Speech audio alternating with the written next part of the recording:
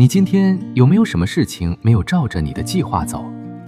工作上的，感情上的，或者只是排队的时候有人插队了。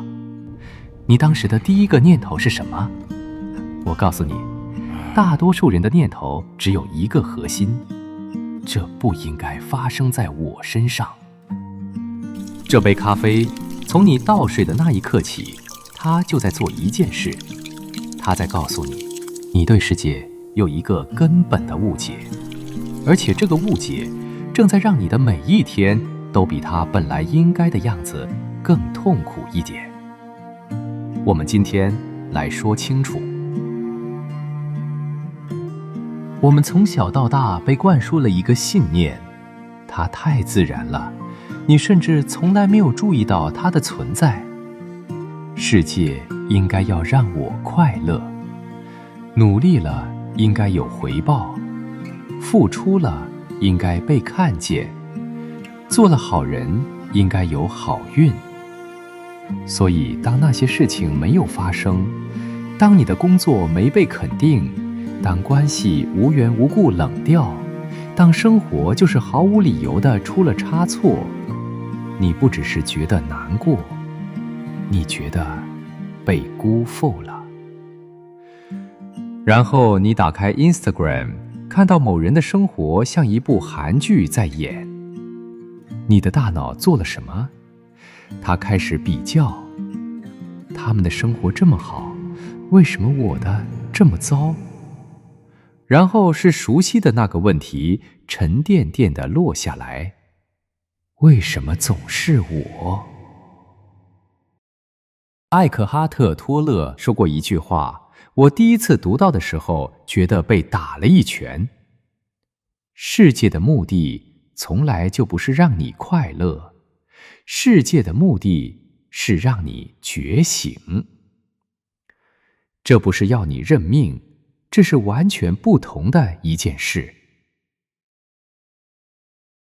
你看这个动作，水想要直接冲下去，但粉层挡住了它，它必须通过阻力才能把咖啡的风味萃取出来。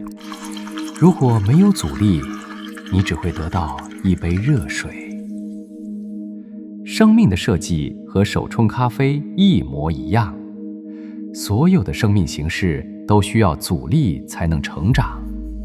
植物的根因为要冲破泥土，所以才变强；肌肉因为你给它压力，所以才生长。如果你的生活完全顺遂，没有挑战，没有失去，没有让你受挫的人，你不会因此更快乐。你会在自己建造的舒适泡泡里睡得越来越深，越来越不在。但这里有一个非常重要的区分，大多数人把它搞混了。困难的情境和你对困难情境的诠释是完全不同的两件事。情境本身被批评了，失去了，受伤了，那是真实存在的，你必须面对它。但绝大多数的痛苦并不是来自情境，它来自你大脑那个不停运转的评论员在你耳边说：这不公平，为什么偏偏是我？他们那样，我这样有什么意思？这个评论员才是制造痛苦的源头，而手冲咖啡可以让它安静下来。艾克哈特·托勒用了一个我很喜欢的比喻，他说，想象你的意识是一盏灯，挑战是那个调光器旋钮。对大多数还在睡着的人来说，当挑战来临，事情出错了，有人对你不好，计划崩了，他们的反应是什么？愤怒、沮丧、抱怨，然后陷得更深，灯变暗了。但还有另一种可能，当你开始练习觉察，当挑战出现的时候，你不是自动被情绪淹没，你先是看见它。哦，我现在很焦虑，这件事让我觉得被否定了。那个看见的瞬间，那就是把调光器往亮的方向转，不是更快乐，是更清醒，更在场。这个差别非常微妙，但它是一切的关键。快乐是一种感觉，它会来，它也会走，但临在，真正的活在当下这一刻，那是一种你可以选择的状态。而手冲咖啡每一次做，都是一次练习这种选择的机会。我现在要给你一个很具体的方法，不是心灵鸡汤，是一个每天可以做的练习。手冲咖啡的5个步骤对应5种觉察。第一步，磨豆，这是仪式的开始。当你听到那个声音，告诉自己，我现在开始了，让它成为你从一天的惯性思维里刻意走出来的那道门。你不需要冥想30分钟，你只需要在磨豆的100秒里完全在这里。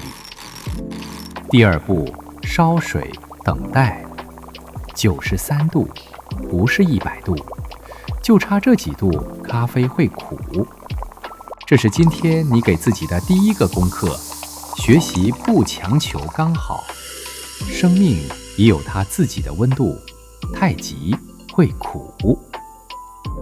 第三步，焖蒸，倒入少量热水，然后等40秒，什么都不做，就是等，看着它膨胀，这是咖啡在呼吸。你今天有没有给过自己40秒，什么都不做，只是呼吸？第4步，注水，螺旋从中心开始向外再回来。你的手要稳，不是因为它影响口感有多大，而是因为这个稳本身就是你在练习的东西。当你在生活里慌张、失控、被情绪带着跑的时候，回想你手冲时的那个稳，那个稳是可以练出来的。第5步，喝之前停1秒，闻，看颜色，感受温度传到手掌，然后问自己，我现在在哪里？